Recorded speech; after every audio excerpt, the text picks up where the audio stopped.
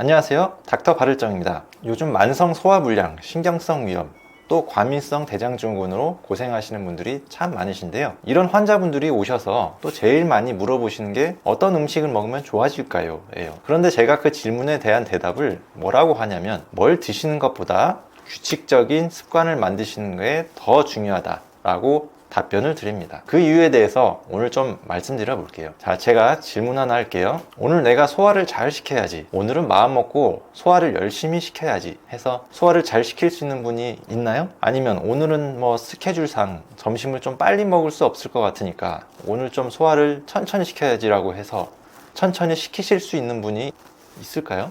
네, 사실 없습니다. 우리가 음식을 입에서 꿀꺽하고 넘겨서 소화가 되고 대변으로 나오는 이 중간 과정은 우리의 의지랑 전혀 상관이 없습니다.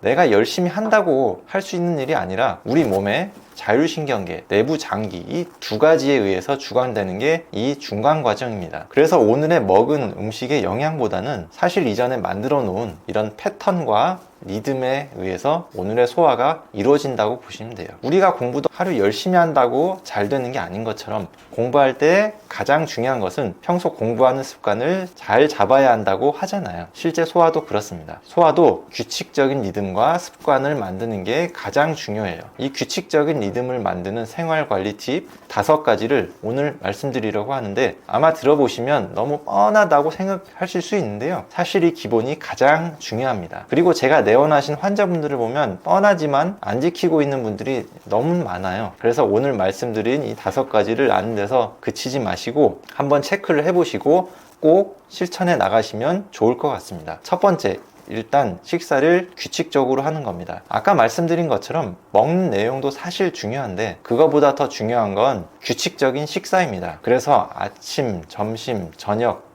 사실은 이 동량을 규칙적으로 드시면 가장 좋은데요, 이 중에서 가장 지키기 힘들고 잘 못 지키는 게 바로 아침 식사예요. 아무래도 아침에 바쁘고 일어나기 힘들고 하니까 급히 출근하고 그냥 바로 학교 가고 이러면서 아침을 못 먹고, 또 배가 고프니까 중간에 그냥 카페인이나 간식으로 때운다거나, 내지는 이제 점심시간이 되면 너무 배고프니까 급히 식사를 하게 돼요. 악순환이 반복되는 거죠. 하지만 식사는 꼭 밥에 국을 다 차려놓고 드셔야 되는 게 아니니까, 물론 그렇게 먹으면 제일 좋지만 그렇지 않더라도 우리가 달걀 하나 내지는 두부 하나, 아니면 계란찜, 아니면 그릭 요거트 하나로 이 정도로 작지만 조금이라도 아침 식사를 꼭 하고 가시는 것을 권합니다. 자, 두 번째로는요, 음식을 꼭꼭 씹어서 천천히 드시는 건데요, 이것도 뭐 너무 많이 들어보셨죠. 소화라는 거의 목표 자체가 외부에 있는 음식을 우리가 잘게 부셔서 우리 몸에 영양소를 흡수해서 사용하려고 하는 과정이죠. 그래서 입에서 충분히 씹어서 위에 전달을 해줘야 위에 부담이 적습니다. 그래서 천천히 씹는 게 중요하고요. 또 저작 운동 자체가 위에 이제 음식이 들어갈 거예요 라고 신호를 주는 거기 때문에 운동성이 더 증가하게 돼요. 그래서 위의 운동성을 강화시키는 데도 도움이 됩니다. 그리고 연구 결과에서도 보면 이 15분을 기점으로 해서 15분 이내에 식사하신 분들이 15분 이상을 식사에 투자하시는 분들에 비해서 위험 발병률이 훨씬 높다고 합니다. 그러니까 꼭 식사하실 때 조금 천천히 씹으시는데요, 이 천천히라는 말이 사실 어느 정도로 해야 천천히인지 감이 잘 안 잡히실 수 있어요. 그래서 제가 보통 환자분들한테는 원래 씹던 거에서 한 5번이나 6번 정도 더 씹고 넘기세요 라고 말씀을 드립니다. 그리고 아주 성격이 급하신 분들은 식사하시면 꼭 수저를 한 번씩 내려놓으세요 라고 말씀을 드리거든요. 그렇게 해서 꼭 천천히 씹어서 식사하는 습관을 좀 들이셨으면 좋겠습니다. 자, 세 번째는 잠자리에 드는 겁니다. 사실 일찍 잠을 자야 우리가 아침 식사를 할 수가 있거든요. 잠을 일찍 자야 아침에 한 10분이라도 사실 아침 먹을 수 있는 시간을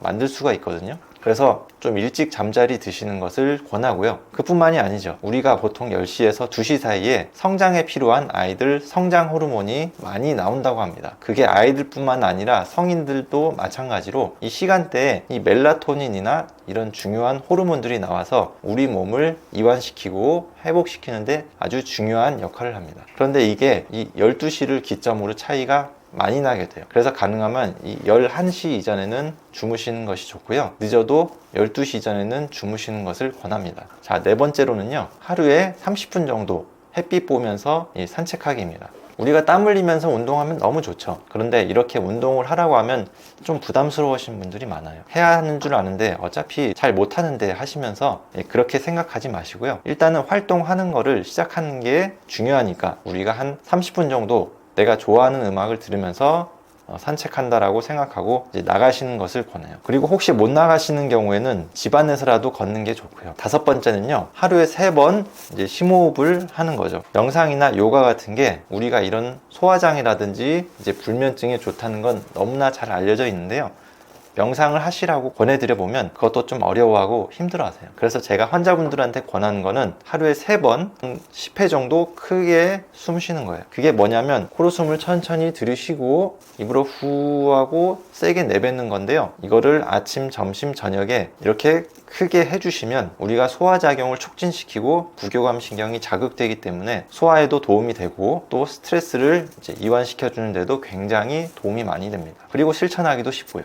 알람을 그냥 시간에 맞춰 놓고 하루에 3번 10초씩만 투자하셔서 코로 숨을 들이쉬고 입으로, 근데 이때 좀 강하게 하시는 것이 도움이 됩니다. 들어보니까 너무 뻔하죠. 그런데 이거를 지키시면 정말 도움이 많이 돼요. 우리가 전교 1등 학생이 교과서 위주로 공부했다라고 얘기하지 않습니까? 그런데 이걸 아마 친구는 분명히 정확하게 실천을 했을 거예요. 그래서 그것을 꼭 실천해 보시고, 이렇게 노력했는데도 불편한 증상이 있으면 한의원에 내원하셔서 진료를 받아보시는 것도 권유드립니다. 우리가 가벼운 증상 같은 경우에는 사실 한두 달만 치료해도 삶의 질이 이제 많이 좋아졌다라고 얘기를 하시거든요. 오늘 영상 도움이 되셨나요? 도움이 되셨다면 구독 꼭 눌러주시고요. 더 좋은 영상으로 찾아뵙겠습니다. 감사합니다.